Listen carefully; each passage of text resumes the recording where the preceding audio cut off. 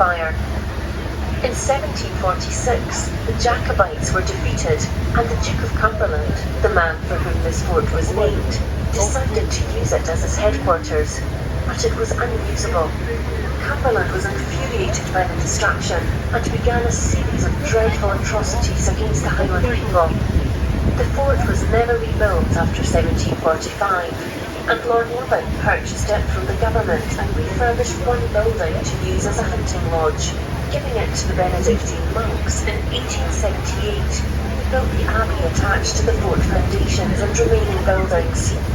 The monks operated it as a boarding school until 1993. The building then lay empty for a number of years before being converted into the Highland Club, luxury holiday apartments.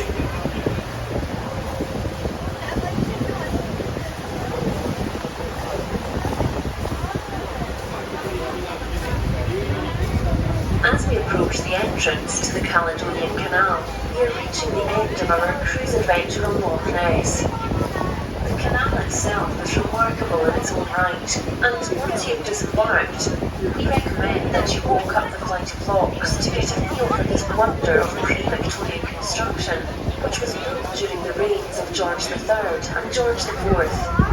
It was built between 1803 and 1822, is 60 miles, 95 kilometres long, rises to 150 feet above sea level, 45 metres, and comprises 39 locks, 10 bridges and 4 aqueducts. The construction engineer was Thomas Telford. Of the length of the canal, almost 2/3 are made up of the natural Loch Ness, Loch Oich and Loch Lochy. It was constructed to provide a safe passage through Scotland to save ships from travelling the more treacherous routes around the north of Scotland, which was susceptible to storms and French privateers. Shortly after opening, the construction of larger steamships meant that its usefulness was restricted, and it might have been forced to close.